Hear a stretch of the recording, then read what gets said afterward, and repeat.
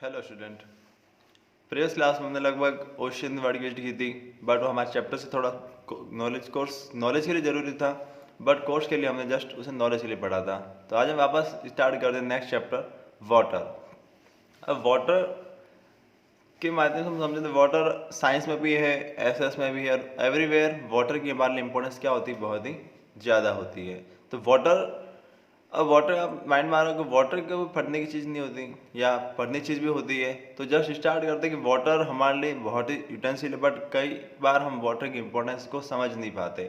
इसलिए वाटर को हम हर class according to class level हम उसको क्या करना पड़ता है, स्टडी करते, ताकि हम उसके बारे में जान सकें कि वाटर के बारे में और क्या क्या चीज़ हमारे सामने जरूरी है, वाटर हमारे लिए इंपॉर्टेंस क्यों क्यों है।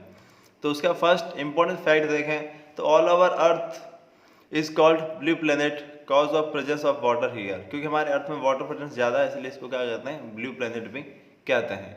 और वाटर ऑल ओवर अर्थ में 70% वाटर की रिक्वायरमेंट है और 30% लैंड की रिक्वायरमेंट है। और water cycle process every student know about it, कि जिसमें पहले वाटर रेनफॉल वापस माउंटेन से फ्लो करते हुए रिवर से ओशन, ओशन से वाटर वेपर से कंडेंसेशन, कंडेंसेशन से क्लाउड से वापस रेनफॉल।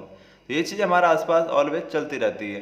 तो वाटर साइकिल हमारे आसपास चलता रहता है। उसी प्रकार वाटर कहाँ कहाँ होता है, तो फॉर ओशियन हमारे यहाँ है sea, bays and gulf source of water है। अब इसमें आपको पता चल, सी यानी समुद्र होता है, ओशन यानी हमने फॉर ओशन पढ़ रखे हैं। अब आपके सामने बे एंड गल्फ दो नए वर्ड आते हैं। तो बे को क्लियर कर ले, इनलेट ऑफ सी यानी जहाँ सी मर्ज, जहाँ पे सी की ओपनिंग होती है या सी मर्ज होता है किसी ऐसी पॉइंट पे, तो वो क्या कहते हैं, inlet of sea which has a wider opening यानी गल्फ। और जो गल्फ होती है वो छोटी होती है, बे होता है बड़ी होती है। अब बे और गल्फ दोनों मतलब होता है हिंदी में खाड़ी होता है, बट इसे हम स्टडी करें तो बे ऑफ बंगाल और गल्फ ऑफ मन्नार, इन दोनों हम समझ सकते हैं। बे का जो वाटर बॉडीज होती है वो क्या होती है, अकॉर्डिंग टू गल्फ काफ़ी ज़्यादा वाइड होती है, और गल्फ छोटी सी हो सकती है जब दो लैंड सर्फेस के बिटवीन में होती है। और बे होती है वो भी लैंड सर्फेस के बिटवीन होती है, बट उसकी वाइडर क्या होती है, ओपनिंग होती है गल्फ के अकॉर्डिंग। तो यही बे और गल्फ के बीच में डिफरेंस होता है। और अदर सोर्स देखें वाटर के, तो हमारे सामने रिवर, लेक्स, स्नो, आइस, ऐसे बहुत सारे सोर्सेज हमारे लिए यूटिलाइज होते हैं। और ऑल ओवर वर्ल्ड में देखा जाए तो ओनली हमारे पास 3% फ्रेश वाटर रिक्वायरमेंट है। अब आप कह रहे होंगे कि 30% सर ने वाटर बताया, तो केवल 3% हमारे लिए कैसे इंपॉर्टेंस हो गया। तो उसका रीज़न है कि 3% में से 97% जो वाटर वो किस में है, ओशन में। और ओशन में भी वो किस में है, स्लाइन वाटर है, तो वो हमारे लिए किसी इंपॉर्टेंस का नहीं है। और 3% फ्रेश वाटर भी कहें तो उसमें से भी हमारे पास 1% या 1.5% तो क्या होगा, स्नो या आइस में ही है।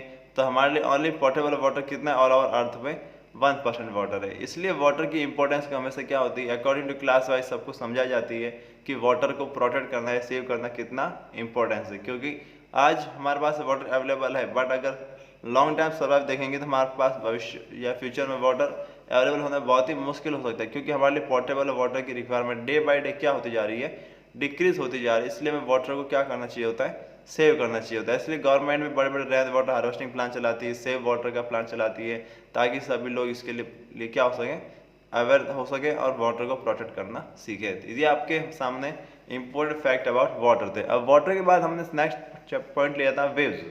अब वेव्स के आपके माइंड में आ रहा होगा कि समुद्र में हम कभी कोई स्टूडेंट क्या कोई घूमने गया होगा विजिट करने, तो समुद्र में जब नॉर्मल होता है तो नॉर्मल काफ़ी प्लीजेंट वेव्स क्या होती है वहाँ पर चलती रहती है। यानी जब आप समुद्र किनारे घूमने जाए वहाँ पर देखें तो नॉर्मली वेव्स क्या होती है, ओशियन में वाइंड का फ्लो करना एट पर वाटर लेवल के ऊपर की तरफ, तो वाटर में क्या होती है, अप एंड डाउन मूवमेंट होती रहती है, तो वही क्या कहलाती है, वेव्स कहलाती है। तो वेव्स अब जब नॉर्मल होती तब तो प्रॉब्लम नहीं आती, बट जब ज़्यादा होती, जैसे इस डायग्राम में देख सकते हैं, वेव की स्पीड बहुत ही नॉर्मल है, जिसमें अकॉर्डिंग टू वाइंड की स्पीड ये थोड़ी सी अप एंड डाउन होती रहती है। बट अगर यही वाइंड और भी ज़्यादा अगर स्ट्रॉन्ग हो जाए तब, जैसा आप इस डायग्राम में देख सकते हैं कि वेव्स की हाइट काफ़ी ज़्यादा बड़ी हुई, और यही वेव्स की हाइट जब ज़्यादा बड़ी हो जाती है और ये काफ़ी ज़्यादा इसमें स्ट्रांगली होती है और इसकी लेंथ 20 से 50 मीटर एबो तक होती है, तो वो क्या हो जाती है, हमारे लिए वेव्स डिस्ट्रक्टिव वेव्स हो जाती है। यानी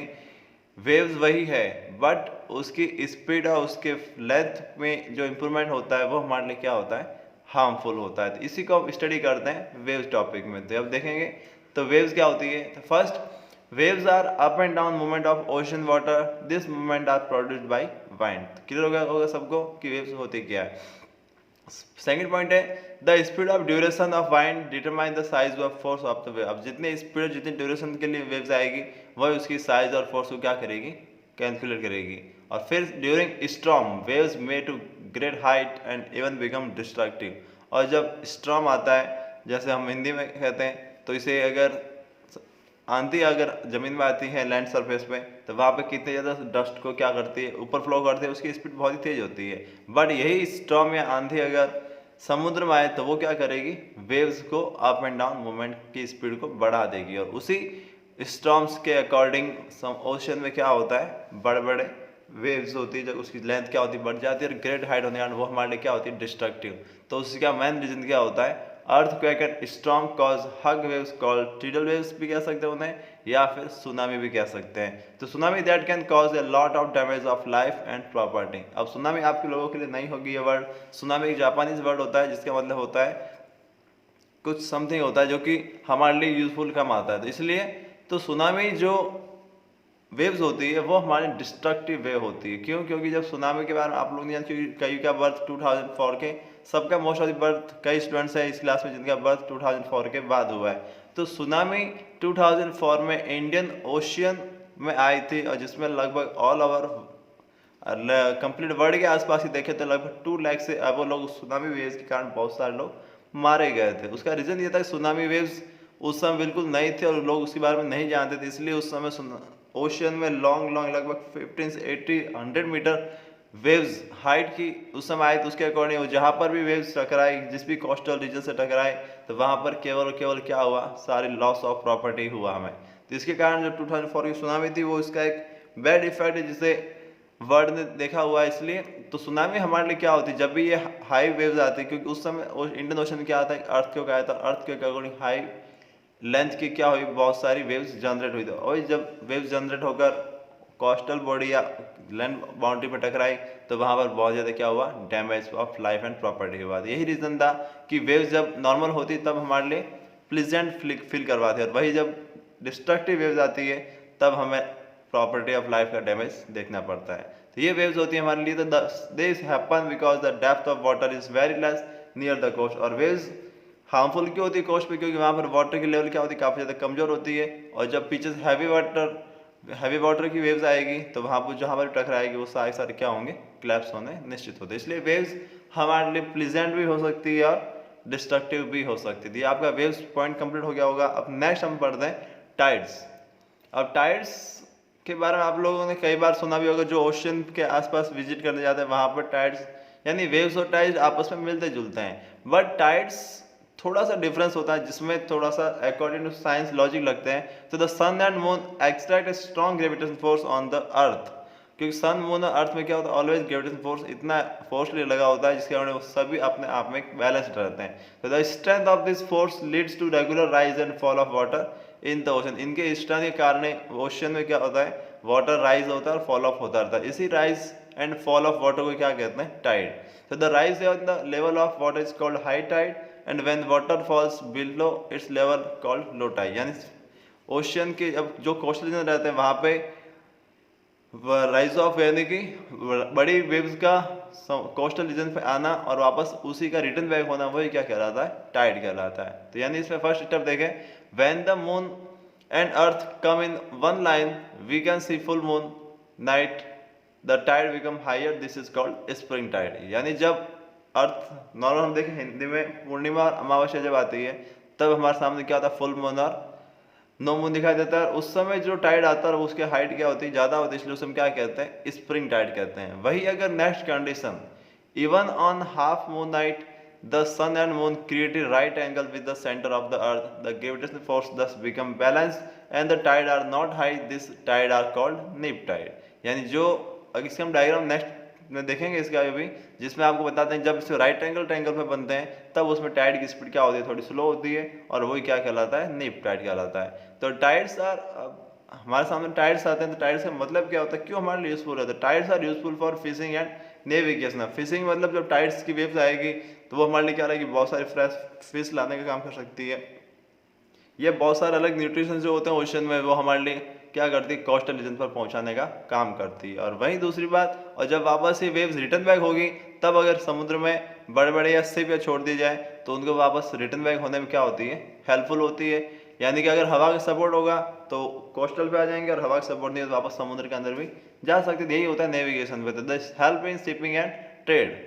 और वापस दूसरी बात है कि टाइड्स इंपॉर्टेंट रोल प्ले करते हैं कोस्टल इकोसिस्टम को बैलेंस करने में, क्योंकि कोस्टल इकोसिस्टम में क्या होता है, कभी वाटर होना कभी वाटर नहीं होना, जिसके अगर मैरीन ऑर्गेनाइज जो होते हैं उनके लिए क्या होता है, काफ़ी ज़्यादा फूड की रिक्वायरमेंट भी होती है। तो वहाँ पर जो टाइड्स की वेव्स आती है वो काफ़ी सारा क्या लेते क्या आती है, फूड हम उनके लिए अवेलेबल करवाती है। यही होती है टाइड्स की अकॉर्डिंग। अब इसके लिए नेक्स्ट देखें डायग्राम में, तो आप इस डायग्राम को देख सकते हैं। फर्स्ट पहले हम कंडीशन चेक करें। इस साइड में हमारे पास सन है, ये मून की लोकेशन न्यू मून है, जिसमें आपको अर्थ से क्या दिखाई देता है, नो मून दिखाई देता है, ठीक है। यानी कि नो मून के बाद वापस फर्स्ट मून में बनेगा, तो वापस ये अर्थ की कंडीशन जिसमें आप देख सकते हैं कि इसके लॉन्गिट्यूड जो क्या हो रहा है, हॉरिजॉन्टल में इसकी वाटर की डेप्थ बढ़ रही है, जो कि क्या बढ़ रही है, इसकी टाइड की हाइट को बढ़ाती है। और वापस इस साइड क्या है, ये फुल मून है जो हमारे यहाँ पूर्णिमा को दिखाई देता है। यानी कि सन, मून और अर्थ जब ये वन लाइन में होते हैं तब हमारे सामने क्या होती है, टाइड की जो स्पीड आती है वो क्या होती है, काफ़ी ज़्यादा हैवी होती है, इसलिए उसको क्या कहते हैं, स्प्रिंग टाइड। और वो हाई टाइड भी उनको कहा जाता है, क्योंकि टाइड देख लिया वाटर की बॉडी यहाँ पे बढ़ रही है इंप्रूवमेंट के लिए, क्योंकि इन तीनों के आपस में रिटर्न फोर्स होने के कारण जो चीज़ें होती है वो क्या होती है, वाटर में उसके इंप्रूवमेंट देखने को मिलती है। इसलिए वाटर की राइजअप होती है और वेव्स यहाँ पे क्या होती है, स्ट्रांग होती है। इसलिए यहाँ पर क्या आते हैं, हाई टाइड आते हैं और ये स्प्रिंग टाइड की लोकेशन बनती है। उसी प्रकार नेक्स्ट देखें हम नीप टाइड की, जिसमें आप देख सकते हैं सन अपनी पोजीशन में, अर्थ अपनी पोजीशन में, बट जो मून की लोकेशन है वो आप देख सकते हैं इस सेंटर पॉइंट के अकॉर्डिंग यहाँ पर, और इस एंगल पर हम देखें तो ये राइट एंगल बन गया 90 का। तो आप इसमें समझ सकते हैं कि जो लोकेशन आती है जब अर्थ मून थर्ड क्वार्टर या यानी वैक्सीन गिब्बस या वेनिंग गिब्बस की कंडीशन में होता है, तब इसकी कंडीशन क्या होती है, नॉर्मल होती है। और यहाँ पर जो अर्थ क्या आते हैं, सॉरी टाइड्स आते हैं, उनकी स्पीड क्या होती है, थोड़ी सी स्लो भी होती है, और उस समय उनकी हाइट भी क्या होती है, कम होती है। तो यही मुख्य रीजन होता है नीप टाइड में और स्प्रिंग टाइड में, according to earth, moon and sun की लोकेशन के अकॉर्डिंग, जो कि आप समझ सकते हैं उसके अकॉर्डिंग हमारे यहाँ क्या होते हैं, अर्थ के टाइड्स की पॉसिबिलिटी ज़्यादा रहती है। तो टाइड्स का मेन अप एंड डाउन होना या वाटर वेव्स के अप एंड डाउन होना, यही मुख्य टाइड्स के रीजन होते हैं। अब इसमें अलग अलग टाइड्स अब वन डे में वन टाइम भी आ सकते हैं, वन डे में मोर टाइम भी आ सकते हैं। तो इसमें कोई फिक्स फिनोमेना नहीं होता है कि टाइड्स कब आएंगे या टाइड्स कब जाएंगे, बट इसका मुख्य रीजन जो मेन है वो है सन, मून एंड अर्थ की अपनी लोकेशन, जिसके according tied up and down every day every night होते रहते हैं, क्योंकि नाइट में भी मून रहता है और डे में सन के अकॉर्डिंग जो चीज़ें होती है। इसलिए इसमें जो मेन आता है वो ग्रेविटेशनल फोर्स, सेंट्रीफ्यूजनल फोर्स और ऐसे बहुत से फोर्स होते हैं जो क्या करते हैं, इन सारे टाइड्स को जनरेट करने में काफ़ी ज़्यादा क्या होते हैं, हेल्पफुल होते हैं। तो लगभग आपको इस डायग्राम के अकॉर्डिंग समझ में आ गया होगा कि टाइड्स, स्प्रिंग टाइड और नीप टाइड में क्या क्या सिमिलरिटी होती है। स्प्रिंग टाइड हमेशा क्या रहेंगे, जब सन, मून और अर्थ की कंडीशन किस में रहेगी, लाइन में एक वन सिंगल लाइन, तो आपके हमेशा क्या कंडीशन होगी, स्प्रिंग टाइड की। और वापस नीप टाइड होगा तब सन, मून और अर्थ में कितना एंगल बनेगा, 90 का एंगल बनेगा, तब वो कंडीशन नीप टाइड की होगी। बाकी आपको इसमें बेनिफिट आप इसमें जान चुके हैं। तो इसलिए अभी नेक्स्ट इस क्लास को आज यहीं ओवर करते हैं, क्योंकि हमने इसमें 3 टॉपिक के लिए थे, वाटर, वेव्स और टाइड। अब नेक्स्ट क्लास में हम स्टडी करेंगे जिस पे हम बेसिकली ओशन करंट के बारे में जानेंगे, क्योंकि ओशन करंट जिसमें आप वेव्स और टाइड्स का भी ये टॉपिक इससे ही ऐड किया हुआ है। तो ओशन करंट हम स्टडी करेंगे कि ओशन में भी hot and cold wind current हो सकती है क्या, ठंडी हवाएं चलती भी है, तो गर्म हवा भी क्या ओशन में चलती है। इन सब क्वेश्चन के बारे में हम नेक्स्ट क्लास में स्टडी करेंगे। So that thanks for watching, thanks for class.